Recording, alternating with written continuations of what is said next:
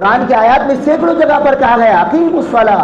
وآتوا الزکاۃ، سینکڑوں جگہ پر کہا گیا کہ لوگوں نماز کو قائم کرو، نماز کو قائم رکھو اور زکوٰۃ ادا کرو، غریبوں کا حق ادا کرو، غریبوں کو جو حقوق ہیں ان حقوق کو ادا کرو، ورنہ یہ تمہاری تسبیحات، یہ تمہارے ذکر و اذکار، یہ تمہاری قرآن کی تلاوت اور تمہاری یہ عبادتیں کام نہ آئیں گی۔ اور پھر ہوگا یہ کہ جو حقوق، جو دوسرے کے جو حقوق ہمارے اوپر ہیں، جو دوسرے کے جو حق ہمارے اوپر ہیں، کل وہی حقوق والے لوگ افراد آئیں گے، کل قیامت کے دن ہوگا اور ہم دیکھیں گے کہ بالکل نیکیوں کا انبار ہوگا، نیکیوں کا انبار ہوگا، اور انسان اپنے نیکیوں کے انبار کو دیکھ کر خوش ہو جائے گا اور اپنے آپ میں یہ کہنے لگے گا اور یہ سوچنے لگے گا اب تو میں کامیاب ہو گیا، اب تو میری کامیابی بالکل یقینی ہے، اب تو مجھے جنت پہ جانا بالکل یقینی ہے۔ لیکن میرے عزیزوں، نوجوانوں، حدیث شریف میں آتا ہے من شتم ھذا وقذف ھذا، حدیث شریف میں اللہ کے نبی صلی اللہ علیہ وسلم نے خود ارشاد فرمایا کہ اس نے کسی کا حق دبایا ہوگا، یا کسی کو گالی دی ہوگی، یا کسی کی غیبت کی ہوگی، یا کسی کی زمین کو ہڑپا ہوگا یا دبایا ہوگا، وہ افراد آئیں گے اور اپنا حق وصول کریں گے اور کہیں گے کہ اللہ اس نے میرا فلاں حق دبایا، یا اللہ مجھے حق دلائیے، یا اللہ اس نے میری زمین دبائی، یا اللہ میری زمین دلائیے، یا اللہ اس نے میری غیبت کی، یا اللہ میری برائی کی اور میرے حق کو فرمایا اس نے دبایا، یا اللہ میں ان حقوق کا مطالبہ کرتا ہوں۔ اللہ رب العزت کہیں گے کہ جا اس کی نیکی میں سے لے لے، جا اس کی نیکی میں سے لے لے، جا اس کی نیکی میں سے لے لے۔ ہر انسان کے بارے میں یہی سوال ہوگا، جتنی قطاریں فرمایا کہ ابھی پوری نہیں ہوئی، اس کا جو کھاتا تھا بالکل صاف ہو چکا ہے، اب کیا کریں، اس کی نیکی نے ختم ہو گئی، لیکن افرادوں کی لائن باقی ہے، انسانوں کی قطار ابھی باقی ہے۔ پھر کہا جائے گا کہ جو قطار جو لگی ہوئی ہے، جو لوگوں کی جو لائن جو لگی ہوئی ہے، ان کے گناہ اس بندے پر لاد دو اور ان کے گناہ بھی اس کے اوپر لاد دو۔ آج اللہ معاف کرے، صحیح بات تو یہی ہے کہ اس چیز میں ہماری بڑی غفلت ہوتی ہے کہ غریبوں کا حق کھاتے ہیں، کہ جس کی وجہ سے آج تو اللہ کا شکر ہے میرے عزیزوں نوجوانوں کہ آج لوگ ہمارے در پر آ رہے ہیں۔ یہ مدرسے والے کو دعائیں دو، یہ جو چندے کے نام پہ جو آتے ہیں مدرسے والے کو، جو مدرسے والے آتے ہیں ان کو دعائیں دو، ان کا احسان سمجھو کہ آج ہمارے دروازے پر آ رہے ہیں۔ ایک وقت ایسا آنے والا ہے اور ایک زمانہ ایسا آئے گا، یقین جانیے آپ، حدیث شریف کا مفہوم بیان کر رہا ہوں کہ لوگ ہماری زکوٰۃ کو لینے سے انکار کر دیں گے۔ ہم مدرسے والوں کے پاس جائیں گے، وہ کہہ دیں گے کہ ہمارا کوٹا تو پورا ہے۔ ایک وقت آئے گا کہ انسان زکوٰۃ کا مصرف ڈھونڈے گا کہ میں اس زکوٰۃ کو کہاں لگاؤں، زکوٰۃ کو کہاں خرچ کروں، لیکن اس کو کہیں مصرف نہیں ملے گا اور پھر اپنی زکوٰۃ کو لے کر وہ جائے گا اور غلط جگہ پہ پھر پھینک دے گا۔ آج ہم ان مدرسہ والوں کو یا غریبوں کو آج ہم برا بھلا کہتے ہیں، دو 5 روپیہ دینے کے بعد یا چند فرما کے ہم چند رقم ادا کرنے کے بعد ہم ان کے اوپر احسان جتاتے ہیں، یا مدرسے والوں کو چندہ دینے کے بعد 10-5 کلو دینے کے بعد ہم بہت فخر محسوس کرتے ہیں، اور یہ نہیں معلوم کہ اللہ رب العزت نے تیرے اوپر یہ مال جو ہے، اس مال کو دینا فلاں کے لیے بالکل واجب اور ضروری اور فرض قرار دیا ہے۔ یہ بھول جاتا ہے کہ جس طریقے سے نماز کا فریضہ اور نماز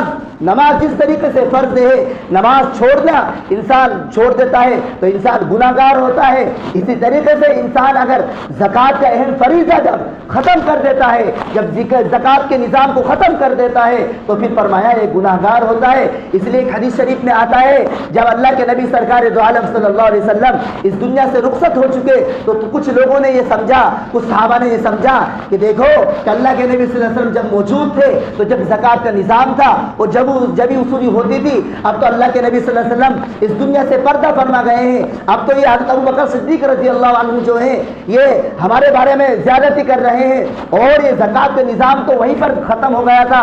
تو اللہ جب حضرت ابو بکر صدیق رضی اللہ عنہ کو جب پتہ چلا تو کیا کہا؟ بخاری شریف کے الفاظ ہیں، یوں کہا واللہ لو قاتلن من فرق بین الصلاۃ والزکاۃ، کہ سن لو لوگوں، میں دیکھ رہا ہوں کافی وقت سے، اور کافی وقت ہو چکا ہے کہ میں دیکھ رہا ہوں کہ تم میں زکوٰۃ کا نظام بگڑ چکا ہے اور تم لوگ زکوٰۃ میں غفلت کرنے لگے ہو، تو سن لو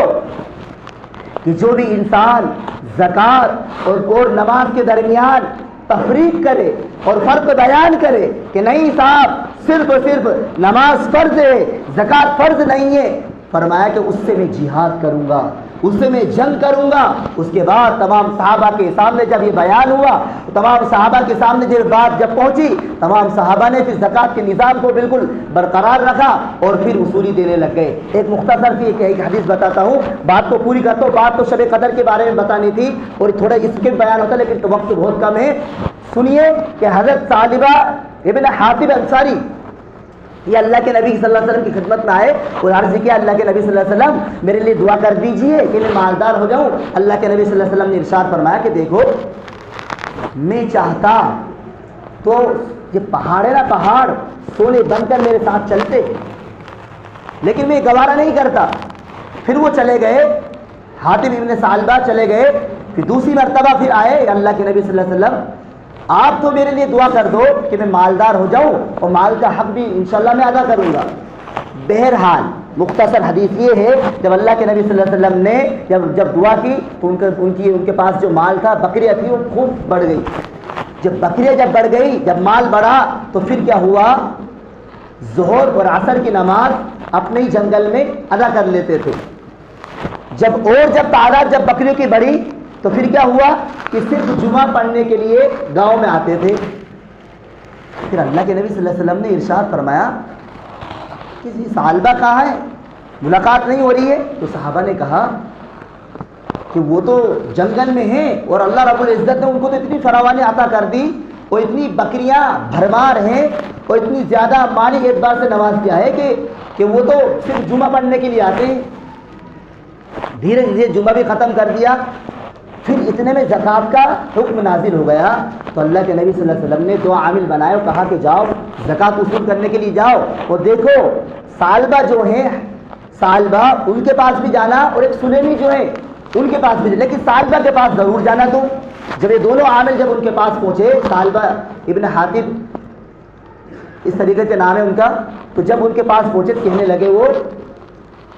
کہ یہ تو ایک ٹیکس سے ہے، کیا کہا؟ یہ تو ایک جزیہ ہے جو کافروں سے وصول کرتے ہیں، جاؤ بعد میں آنا، پہلے وصولی کر لو، جیسے ہم کہتے ہیں نا مدرسے والوں سے کہ جاؤ پہلے ادھر سے وصول کر کے جاؤ، بعد میں جانا میرے گھر، ٹھیک ہے؟ تو انہوں نے کیا کہا؟ انہوں نے کہا کہ جاؤ پہلے وہاں سے وصول کر کے آ جاؤ، اس کے بعد آیا۔ جب وہاں سے جب اس سلیمی کے پاس جب گئے دونوں صحابی، تو انہوں نے کہا کہ یہ مال پڑا اور بالکل آپ وصول کریے، اللہ رب العزت نے مجھے نوازا ہے، اللہ کا شکر احسان ہے، میں تو غریب محتاج تھا، اللہ نے نوازا، لے جاؤ اور یہ اچھا مال لے کے جاؤ۔ تو وہ کہنے لگے دونوں صحابی کہ نہیں، اللہ کے نبی صلی اللہ علیہ وسلم نے فرمایا کہ متوسط درجے کا لے کر آنا، زیادہ اعلیٰ قسم کا لے کر مت آنا، ایک درمیانی درجے کا لے آنا۔ تو انہوں نے کہا کہ نہیں آپ تو لے کر جاؤ۔ بہرحال جب انہوں نے مال لے لیا، پھر دوبارہ جب لوٹنے لگے، پھر حاتم ابن ثعلبہ کے پاس گئے تو کہا کہ اللہ کے نبی صلی اللہ علیہ وسلم نے پیغام دیا ہے کہ آپ کے پاس ہم زکوٰۃ کی وصولی کے لیے آئے ہیں۔ پھر انہوں نے کہا کہ یار بھائی میں نے سمجھایا نا آپ کو اس سے پہلے بھی کہ تو یہ تو زکوٰۃ یہ تو ٹیکس ہے جو غیر مسلموں سے وصول کیا جاتا ہے۔ بہرحال جب یہ دونوں حضرات جو انہوں نے زکوٰۃ نہیں دی، یہ دونوں حضرات اللہ کے نبی صلی اللہ علیہ وسلم کے پاس پہنچے کہ اللہ کے نبی صلی اللہ علیہ وسلم ایسی بات ہے، تو اللہ کے نبی صلی اللہ علیہ وسلم نے فرمایا وَيَا وَيْحَا ثعلبہ، کہ ثعلبہ پہ تو بہت افسوس ہے، بہت افسوس ہے۔ اور اللہ کے نبی صلی اللہ علیہ وسلم کی زبان سے بددعا نکلنے لگی، اور بددعا یا کلمہ جب نکلنے لگے تو ایک جو اسی کا رشتہ دار تھا ثعلبہ ابن حاطب کا، وہ دھیرے سے اٹھ کے گیا اور کہنے گیا اپنے رشتہ دار کے پاس، ثعلبہ ابن حاطب کے پاس، کہ ارے بھائی تو نے زکوٰۃ کی وصولی نہیں دی۔ اللہ کے نبی صلی اللہ علیہ وسلم ناراض ہو رہے ہیں، کہ فوراً پھر بھاگا اور اللہ کے نبی صلی اللہ علیہ وسلم کی خدمت میں حاضر ہوا کہ اللہ کے نبی صلی اللہ علیہ وسلم میری زکوٰۃ کو لے لیجیے۔ اللہ کے نبی صلی اللہ علیہ وسلم نے ارشاد فرمایا کہ دیکھو اللہ کا حکم آ چکا ہے کہ آپ کی زکوٰۃ کی وصولی نہیں ہوگی اور آپ کی زکوٰۃ جو قبول نہ کی جائے گی۔ پھر پچھتایا خوب، حاتم بن ثعلبہ خوب پچھتایا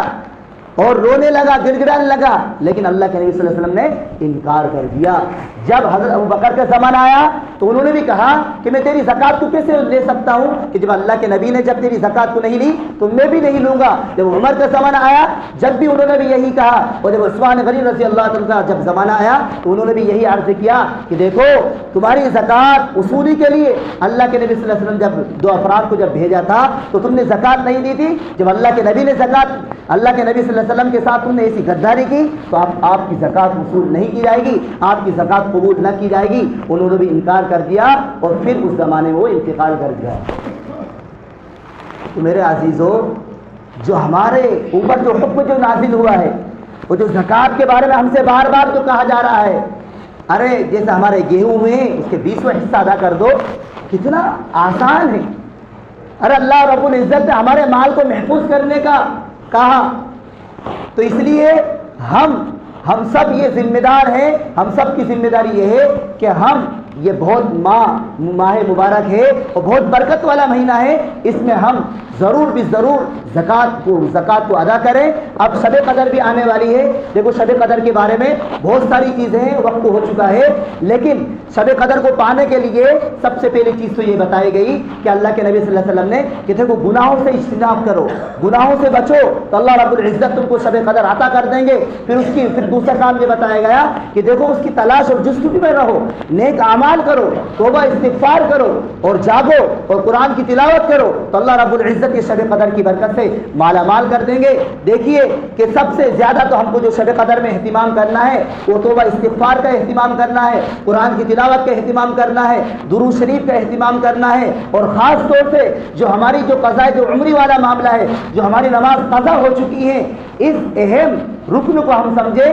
اس اہم کام کو سمجھیں کہ جس شب قدر جب آتی ہے, خاص طور سے 27 جو شب قدر ہے, ایسے تو 21, 23, 25, 27, 29 یہ 5 راتیں آتی ہیں. بہرحال تو ہماری جو قضاء جو عمری ہیں, جو ہماری عمر میں جو بہت ساری جو نمازیں قضا ہو گئی ہیں, ان کی ہم نیت باندھ کر ان کو ہم پورا کرنے کی کوشش کریں. اللہ عمل کی توفیق عطا فرمائے. واخر دعوانا الحمدللہ رب العالمین.